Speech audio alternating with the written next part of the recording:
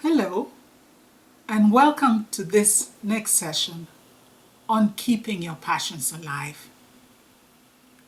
Remember, we've been talking about passion, and this time around, we really want to talk about how fragile passion is and how you really want to be able to take it to the next level.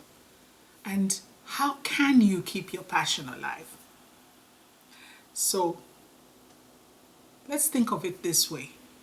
You know, most children, not all, but a large majority of children start to learn to walk before they can just get up and run, right? So a child will start off by teetering, maybe holding on to someone, and then taking the first 1, 2 steps, they fall down.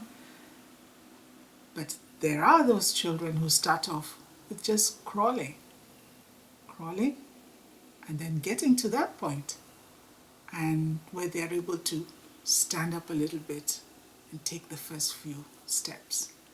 And before long, they are walking and they are running.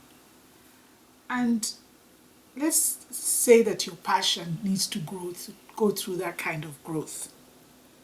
And that therefore means that you need to nurture it, to build it. So this time around, we're going to be looking at 4 different things that you can do to keep your passion alive. There are many, but just 4. First one, start off with the tools that you have. Yeah?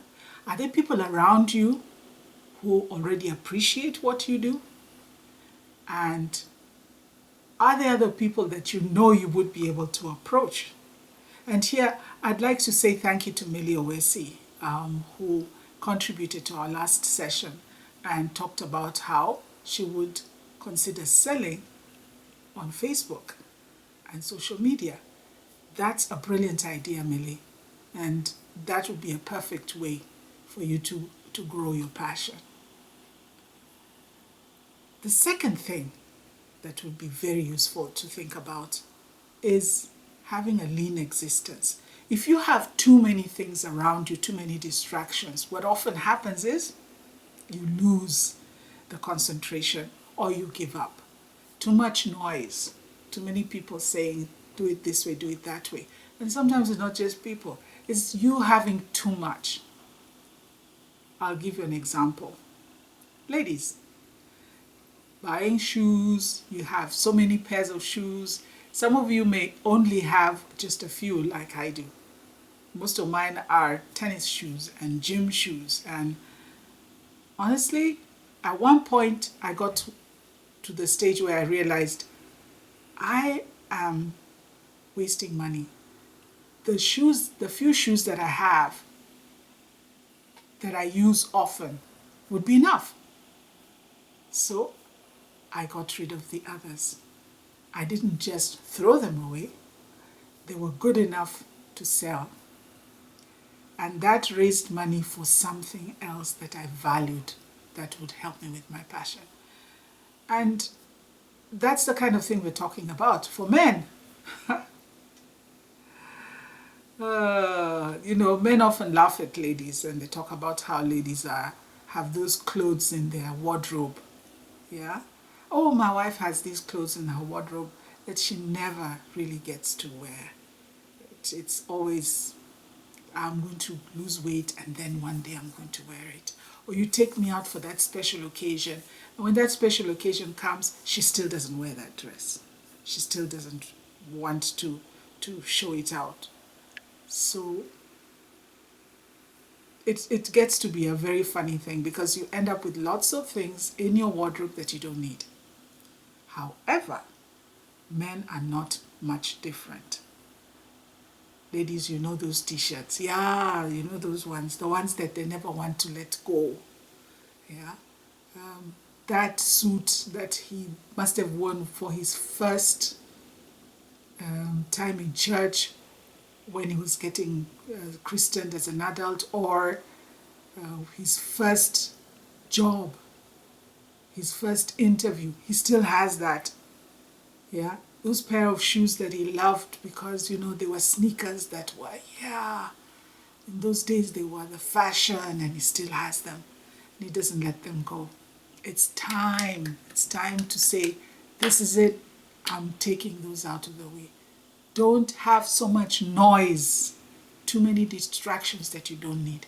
Keep everything as simple as possible. That is the only way you can begin to concentrate. So that takes me to the next one, which is do something else in order to get what you need. And I mean it in very simple ways, and I'll give you a good example. You remember Mary from my last conversation, Mary the artist. Mary needed to get enough money that would help her build on her dream. And she definitely wanted to be able to have paint. She needed brushes and so on that she needed. And the special pens for the pen work that she needed for her cards. So what did Mary do? She went to the local shops and tried to find some part-time work.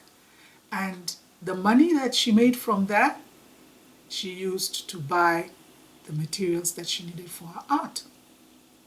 And then she went one step further, which I thought was pretty brilliant. She went to the local printers and she asked them for the offcuts. You know, printers always have these pieces that they cut off boards and paper that they don't need anymore and they go into the trash. And she was able to persuade them to let her have some. And they even helped her sometimes in trimming them to the size that she wanted. That was a big saving for her.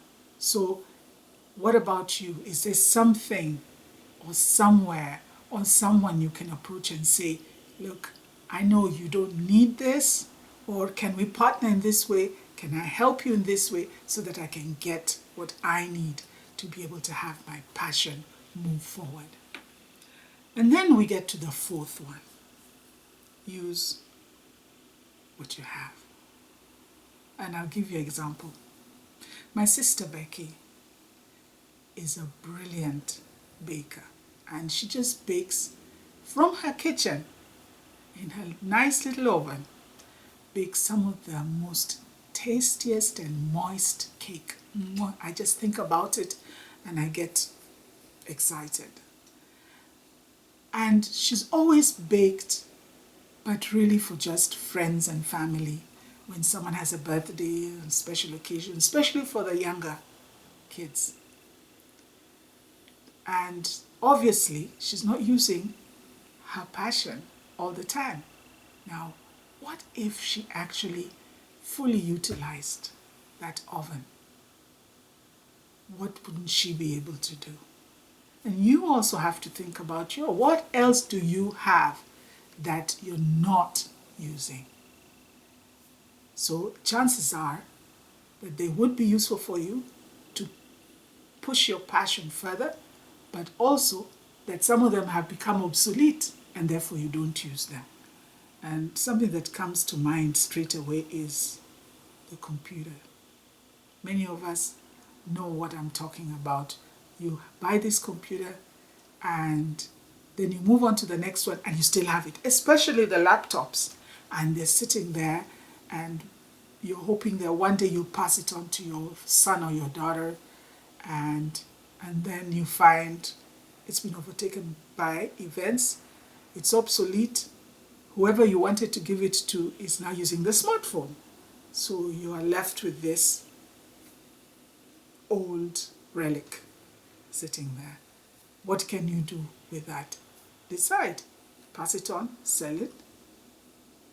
But don't have too much stuff that you have around, because I can tell you one thing, clutter does not help. It doesn't help you move forward. So look around you. Find what you can do and what you can use to nurture your passion. And ask for help when you need it. look for partnerships when you need them. And of course, remove what you do not need. Have a good week.